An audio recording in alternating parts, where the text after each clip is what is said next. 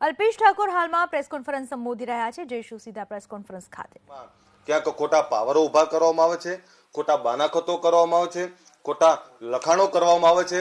ઘણા કિસ્સાઓમાં તો એવું છે કે મરેલા માણસના પાવરો બતાવવામાં આવે છે, મરેલા માણસના બાનાખતો બતાવવામાં આવે છે। ભળતા નામોની સામે એના હક ક્યાંક દાખલ કરવામાં આવે છે અધિકારીઓની મિલીભગતથી। એ ભળતા નામો અંદર દાખલ થાય, ક્યાંક ખોટા હકો ઉભા કરવામાં આવે કે જેને જમીનથી કોઈ લેવા દેવા નથી એવા નામો ઉભા કરવામાં આવે। પૈસા બતાવવામાં આવે પરંતુ પૈસા એને મળે નહીં, જમીન વેચ્યા પછી એ રોડ ઉપર આવી જાય પણ એ પૈસા એને ના મળે। એક બેંકના ખાતામાં બેંકના ખાતામાં કરતા હતા એ જ વ્યક્તિ એ જ ખાતામાં 50-50 કરોડ રૂપિયા ખેડૂતના ખાતામાં નાખે, બીજી જ મિનિટે પોતાના ખાતામાં પાછા લઈ લે। એ મિલકત ઉપર 400 થી 500 કરોડ કમાયા પછી પણ એ 50 કરોડ જે ખેડૂતના ખાતામાં નાખેલા હોય એવો ખેડૂત આજે મજૂરી કરતો હોય, ચાની કિટલી કરતો હોય, પાનનો ગલ્લો ચલાવતો હોય, એવી હાલત પણ આજે આ ગુજરાતની અંદર છે। એટલે ઘણા કિસ્સાઓ તો એવા પણ અમારા ધ્યાનમાં આવ્યા છે કે જ્યાં સરકારી વળતર પાટનગર જેવા, ગાંધીનગર જેવા વિસ્તારમાં હમણાં એવા કિસ્સાઓ પણ આવ્યા કે એના ખાતામાં 7 કરોડ રૂપિયા આવ્યા, એ 7 કરોડ રૂપિયા બીજા જ દિવસે એ ભૂમાફિયાએ ડરાઈ અને એના ખાતામાં નાખી દીધા। હવે એ જે તે વખતે ખાતું ખોલાવ્યું હતું કે એને જ ખોલી આપ્યું હતું ને એ વખતે કોરા ચેક ઉપર સહી લઈ લીધેલી કે આ બેંકનું ખાતું ખોલાવો એટલે તમારે કોરા ચેક ઉપર સહી કરવી પડે।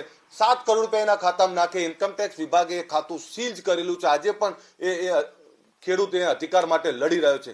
બીજા એવા જ એના ખાતામાં 13 કરોડ રૂપિયા આવવાના હોય, એ 13 કરોડ રૂપિયા પણ મને મળવા જોઈએ। એક સરકારી વળતર ઉપર પણ આ ભૂમાફિયાઓની નજર છે।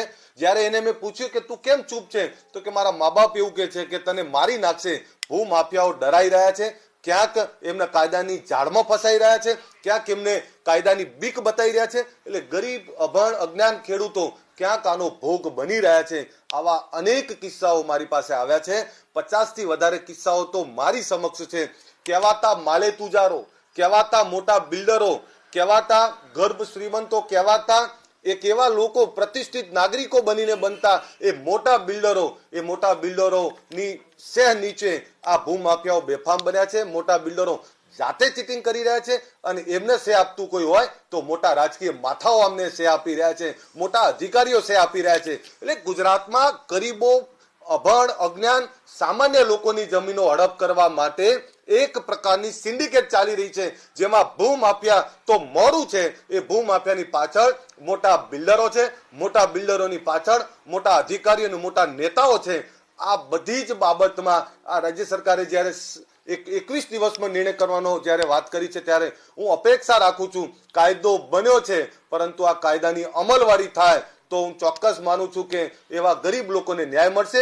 હું એટલે આગળ આવ્યો છું કે સૌથી વધારે આનું શોષણ જો કોઈ સમાજનું થયું હોય તો એ ઠાકોર સમાજનું થયું છે। અમદાવાદ અને ગાંધીનગર જેના પર આ બે મોટા શહેરો વસ્યા છે એની મોટા ભાગની બધી જ જમીનો એ ઠાકોરોની હતી, પરંતુ ક્યાંક એમની સાથે છેતરપિંડી, ક્યાંક એમને ભોળવી અને ક્યાંક અજ્ઞાન બનાવી, ક્યાંક ડરાઈ અને જે જમીનો ચાલે છે એવા તો 25,000 થી વધારે કરોડની જમીન તો ફક્ત ઠાકોરોની આ બે શહેરમાંથી ચાલે છે।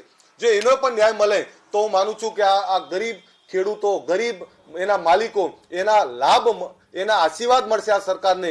પરંતુ હું એટલે આગળ આવ્યો છું કે આવા લોકો બોલી નથી શકતા, કોર્ટોમાં કેસ ચાલે છે, મુદત ઉપર મુદત, તારીખ ઉપર।